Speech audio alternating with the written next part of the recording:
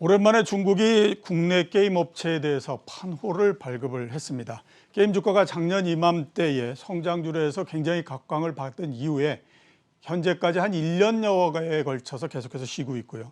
그 대신에 판호 발급을 비롯해서 크래프톤의 상장까지 많은 재료가 최근에 나온 것들을 감안하게 되면 이제는 게임주에 대해서 좀 관심을 가져야 될 게 아닌가라는 생각이 듭니다. 그래서 오늘은 위정현 중앙대 경영학부 교수를 모시고 게임 산업 전반에 대해서 알아보도록 하겠습니다. 안녕하십니까? 네, 안녕하십니까? 예. 우선 판호에 대해서 좀 여쭤보도록 하겠습니다. 예. 펄어비스가 판호 발급을 받았습니다. 중국이 판호 발급한 게 국내 게임 업체들에 대해서 어떤 영향을 줄 거라고 좀 보십니까? 판호는 이제 중국이 그동안에 이제 사드 사태를 계기로 중국 정부 이제 판호를 발급하지 않는 지 벌써 4년이 이제 지났습니다만 작년 그 12월에 이제 서머너즈 워 이제 컴퓨터 게임입니다만 서머너즈 워가 최초로 4년 만에 이제 판호를 받았고 올해 2월에 이제 룸즈라는 이제 뭐 작은 어떤 소형 게임사입니다만 또 판호를 받고 이번 이제 세 번째입니다. 그러니까 사드 사태 이래로 이제 세 번째로 이제 판호를 지금 받게 된 거죠. 근데 이번 이제 판호 같은 경우는 서머너즈 워도 이제 대형 게임이라는 하나의 특성을 가지고 있습니다만 이번 같은 경우도 이제 펄어비스의 검은 사막은 정말 글로벌적으로 크게 아주 엄청나게 성공한 게임이면 즉 대형 게임인 거죠. 그래서 한국의 어떤 대형 게임이 중국에서 판호를 그것도 이제 오랜만에 서머너즈 워에 이어서 이제 두 번째로 받았다는 점에 있어서 향후 이제 중국 시장에서 이제 판호가 열리는 거 아닌가라는 그런 기대감을 일으키고 있고 특히 이제 중국 정부가 이런 대형 게임에 대해서 판호를 발급한 것 자체가 향후에 좀 한국 게임에 대한 뭔가 정책이 좀 바뀌지 않을까라는 그런 좀 기대감을 일으키고는 있습니다. 이제 그런 점에서 한국과 중국의 어떤 양자의 어떤 게임 산업에서 관계가 향후 좀 변화될 가능성이 있지 않을까라는 그런 어떤 예측도 좀 나오고는 있습니다. 예, 좀 전에 말씀하셨던 것처럼 대형사로는 두 번째고 전체적으로는 세 번째 말씀을 하시지 않았습니까? 그러면 이제 중국의 판호 발급이 완전히 정상화됐다 이렇게 이제 봐도 되는 겁니까? 어떻게 우리가 판단해야 될까요? 예, 이제 그 부분이 좀 문제입니다만 여전히 이제 중국의 현재 판호 발급이 정상화됐다고 보는 것은 그러니까 섣부른 이제 예단이라고 이제 판단이 됩니다. 왜냐하면 이번에도 그렇고 이제 작년에 서머너즈 워가 처음 나왔을 때도 그렇습니다만 한국은 이제 판호를 하나를 내줬지만 상대적으로 일본이나 미국 그리고 유럽의 판호는 몇 개에서 몇십 개가 나왔고 그리고 특히 작년 같은 경우 제가 이제 누적적으로 이런 지역들 다른 지역의 판호가 얼마나 나왔는가를 한번 분석을 해본 적이 있습니다만 적게는 몇십 개에서 많게는 한 100개까지 판호를 발급을 받았었습니다. 그런데 그런 점에서 볼 때는 이제 한국이 하나의 판호를 이제 이번에 이제 특히 그렇습니다만 이번에 같은 경우도 한국이 하나의 판호를 좀 받았기 때문에 그런 어떤 향후에도 이런 어떤 판호가 정책이 좀 변화했다 또는 판호가 이제는 크게 늘어날 것이라고 생각하는 것은 섣부른 예단이라고 좀 볼 수가 있겠습니다. 특히 지난 4년 동안에 일본과 미국 그리고 유럽의 판호는 누적적으로 보면 각각 100개가 넘는 그런 판호들이 나왔는데 한국은 누적적으로 보더라도 겨우 3개에 불과하다는 점 이런 점들을 볼 때 그리고 여전히 한국까지 한한령 그러니까 판호 이제는 한한령의 이슈가 있거든요. 그래서 중국에서 한한령 자체가 중국 정부는 공식적으로는 부인하고 있습니다만 여전히 한국의 어떤 컨텐츠 산업 자체가 중국에서 활동하지 못하고 역시 이제 위축되어 있다는 점 그리고 그런 것들이 공공연하게 소문으로 또는 중국 정부가 한한령을 해제했다라는 그런 어떤 뉴스는 아직 나오고 있지 않기 때문에 그런 점에서 볼 때 판호도 여전히 섣부른 어떤 기대감은 우리가 금물이라고 생각할 수 있겠습니다. 예, 세 번째 판호를 발급했다라고 하는 데에서는 의의가 있지만 다른 나라들 같은 경우에 거의 100개 넘게 이렇게 발급이 된 거를 감안하면 아직까지는 뭐 정상이 됐다 이렇게 보기는 좀 어렵다 이렇게 이제 생각이 드네요. 혹시 예측을 해보셨습니까? 다음 판호 발급을 받는 주자는 어디가 될까? 그게 참 어려운 포인트입니다만 첫 판호가 나올 때는 대략 예측대로 나왔었습니다. 예. 그러니까 그 이전에 이제 한국과 중국이 결국 이제 판호는 이제 외교 산물인데요. 예. 결국 이제 판호를 어떤 판호가 나와야 되는가, 즉 이제 3M 같은 NC나 넥슨이나 넷마블 같은 어떤 대형 게임사가 맞느냐, 아니면 상대적으로 이제 소규모의 중소개발사가 맞느냐라는 그런 어떤 고민과 또는 그런 어떤 생각들, 그러니까 어떻게 나을 것인가의 이슈가 사실 존재했었습니다. 이제 그래서 가장 이제 양자를 절충한 무난한 형태가 나름의 어떤 대형 게임이면서도 3N의 게임이 아닌 서머너스가 됐습니다만 이번 건데 그 이후에 이제 나오는 걸 보면 규칙적인 패턴은 보이지 않습니다. 예. 다른 나라의 게임도 좀 마찬가지로 좀 보이고 있습니다만 그런 점에서 볼 때 향후에 지금 같은 경우는 중국이 현재 어떤 판호를 발급하는 과정 자체가 블랙박스, 즉 내부가 전혀 보이지 않는 불투명한 상태입니다. 그래서 예. 어떤 기준으로 판호를 발급하는지 알 수 없는 상태이기 때문에 그래서 뭐 일각에 의하면 뭐 치열한 로비가 이루어지고 있다는 소문도 있고 또 일각에 의하면 그걸 이제 중국의 정부가 판호의 마지막 결정에 뭐 개입할 수도 있다라는 뭐 소문도 있습니다만 그런 점에서 볼 때 향후에 이제 이번에 이제 대형 게임이 이제 판호를 받았다는 것 자체는 향후에 이제 대형 게임이 받을 수 있겠구나라는 거 우리가 생각할 수 있겠습니다만 예. 그러면 또 대형 게임이 받을 수 있는가라는 것은 전혀 예측이 안 되는 상황입니다. 자, 그 판호 발급이 상당히 관심을 끄는 거는 중국 시장 자체, 중국 게임 시장 자체가 상당히 좀 크기 때문이다라고 우리가 볼 수 있을 것 같거든요. 중국 게임 시장의 규모하고 수익성, 어떤 특징을 갖고 있고 이런 부분들에 대해서 좀 설명해 주시겠습니까?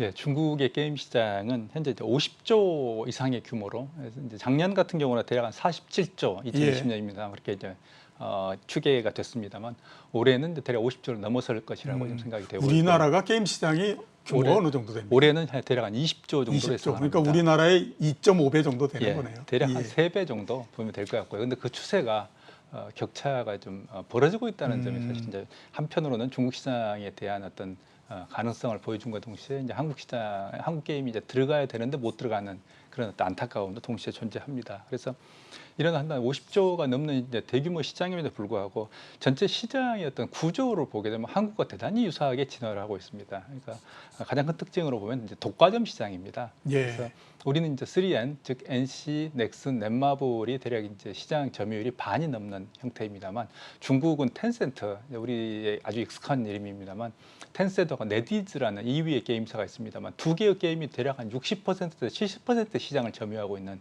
그래서 거의 뭐 독과점 시장이라고 봐도 좋을 것 같습니다. 그래서 따라서 중국 시장에서 중소개발사가 시장에 진입하고 생존하기가 갈수록 좀 어려워지는 상황이고 중국 시장의 어떤 시장 성장률 자체도 코로나 이전에 떨어지고 있었습니다. 그것도 한국과 아주 유사합니다. 떨어지고 있었는데 코로나를 계기로 다시 폭발적으로 거의 어떤 매출 자체가 각사의 매출이 거의 한 2배 정도가 뛰는 경우도 이제 보였습니다만 한 50%에서 한 100% 성장하는 이런 큰 어떤 코로나를 계기로 성장이 있었습니다만 그 역시 우리 한국 시장하고 대단히 유사합니다.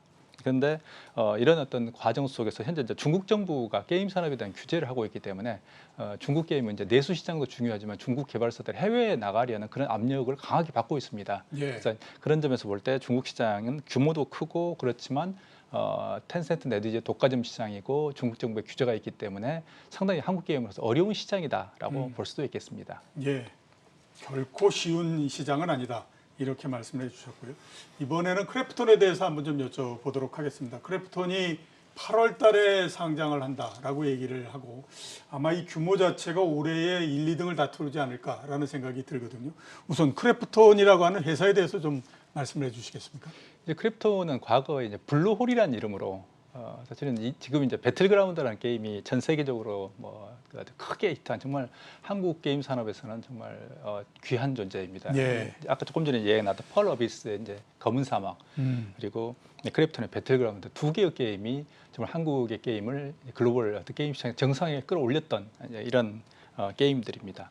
근데 이제 크래프톤이 지금 현재 대략 시가총액 예상되는 시가총액을 볼 때는 대략 30조 정도로 지금 추정을 하고 있습니다. 근데 30조가 이제 NC소프트의 한 대략 18조 현재 이제 NC는 18조 정도로 지금 현재 뭐 기록하고 있습니다만 시가총액이 거의 한 1.8배, 1.7배 정도의 규모가 좀 되고 있습니다. 이런 점에서 좀 시장에 상당한 좀 충격을 좀 주고 있고요. 그래서 현재 이제 전체 어떤 매출 규모를 보게 되면 크래프톤이 대략 이제 작년 같은 경우 매출이 한 1조 6천억입니다만 NC는 대략 한 2조 5천억 정도이기 때문에 매출 규모에서도 NC가 대략 한 30% 정도 더 큰 상태임에도 불구하고 시장이 크래프톤에 대해서 이렇게 높이 평가하는 것을 보고 기존의 이제 3N 같은 경우 상당한 충격을 받는 이런 상황입니다.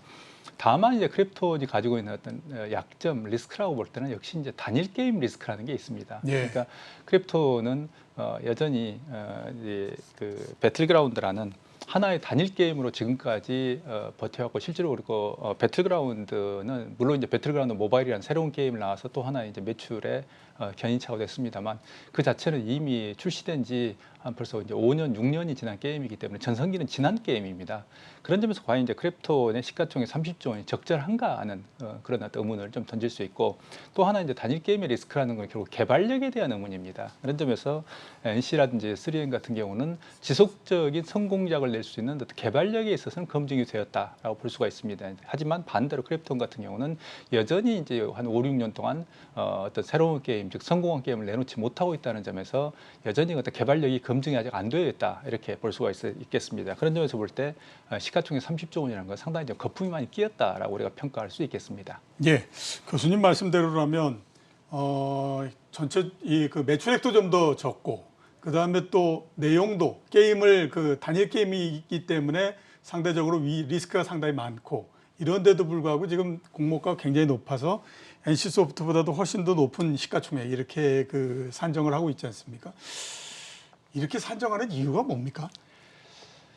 글쎄요, 조금 우리가 좀 냉정하게 봐야 될 게, 예. 결국에는 이제 특히 이걸 산정하는 그 기관들, 이제 주로 증권사들입니다만, 이걸 이제 흥행에 성공시키기 위한 하나의 여러 가지 이제 마케팅적 요소가 예. 개입이 돼 있다고 생각이 됩니다. 그래서 이걸 이제 소비자들이 그 동안에 보면 이제 많은 이제 게임사들이 처음에 공모가를 높게 잡아서 어떤 경우는 따상을 기록하고, 어떤 경우는 하지만 이제 그 직후에 다시 이제 가격이 때로는 이제 공모가 이후로 이제 추락하는 경우도 있었습니다만, 예. 이런 어떤 소비자가 아니죠, 이제 투자자들에게 객관적인 어떤 그 게임사라든지 게임에 대한 객관적인 리포트를 하는 게 좀 중요하지 않나라고 예. 생각을 합니다.